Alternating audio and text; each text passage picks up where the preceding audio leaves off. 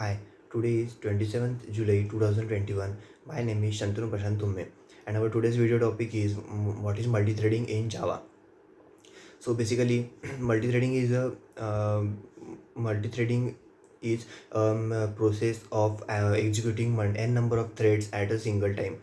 N number of thread means, so what is meant by thread? Thread is nothing but a process or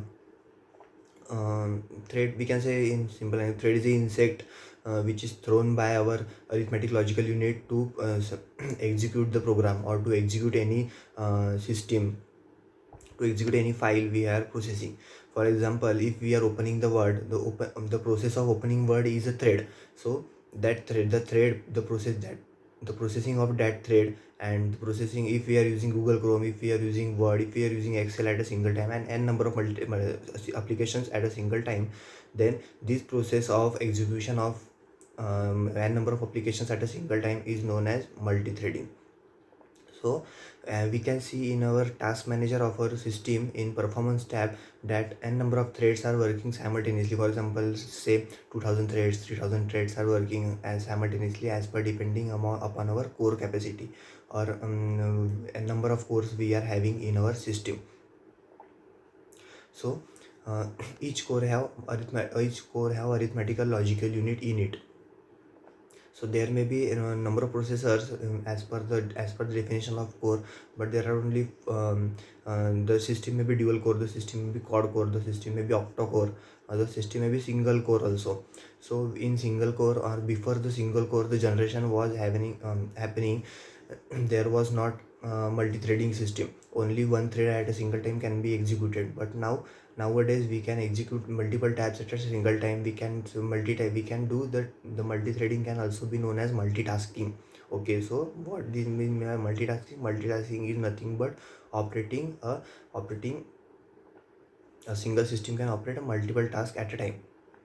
Even though not only our system, our mobile phones are also having the features of multitasking and multi-threading. Nowadays we can operate the multiple tabs at a single time.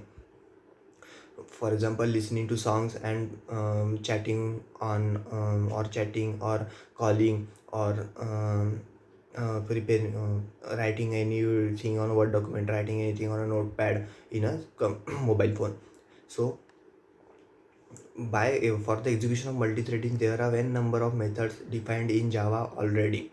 So why these methods are called? These methods are called to uh, reduce the complexity of the program, reduce the complexity of the code, reduce the time to code, and to increase the reliability of the code. So how to reduce the complexity of the code? The complexity of code is reduced by using this method. Why this method? These methods can be used n number of times, and due to using this method the complexity of the code is reduced. So by using the method we don't have to code for the same purpose. For example, we have to get the priority of the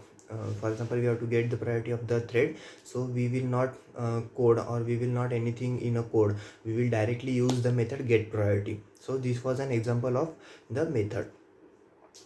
Multi-threading is not used much in the actual lifestyle of the coding or actual lifestyle of the project, but it can be used to reduce the complexity of the program and to increase the reliability of the program. So now there are n number of methods like get method, set method, get id, set id, again get id, set id, again is alive, then get priority, set priority, then notify all, and notify. What is the difference between notify and notify all? Notify means to notify the single thread which is used in the same class, and notify all means to notify all the threads which are gone to the sleep or which are in a wait state. So basically there is in multi-threading there is not any chance to or there is not any system to notify a particular thread or to notify the particular or 2 to 3 threads which are gone to sleep. There is not any priority. There is only the two methods, notify means only the one thread which is in the same class will be notified, or notify all means the threads which are in the project or which are in the package say will be waked up, or will be get away from the wait state. So these all methods are used to reduce the complexity of the program. So get id means to get the id of the thread. Set id means to set the id of the thread. Get priority means to to know what is the priority of the thread, means at the which part of the program or at from the priorities are defined. The priorities of the thread are defined from 0 to 10.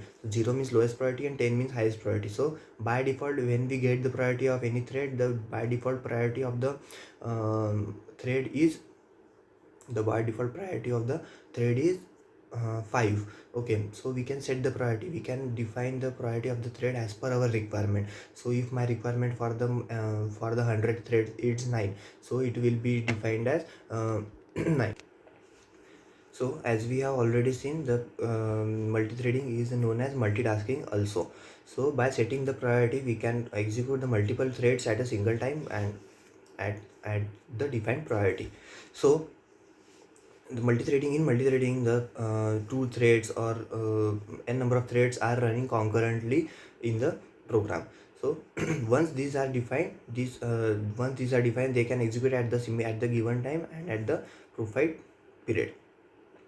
So next there is a join method. Join method is used to join method waits till the first the defined thread is dead. For example, if we have defined the thread t1, so if we have start the thread t1 dot start and the thread start executing, after the thread start executing, we can write t1 dot join, and after that we can write another program. So what will happen, the join method helps the program or the thread, or it waits to the first t1 thread to die, and then it will execute the further program.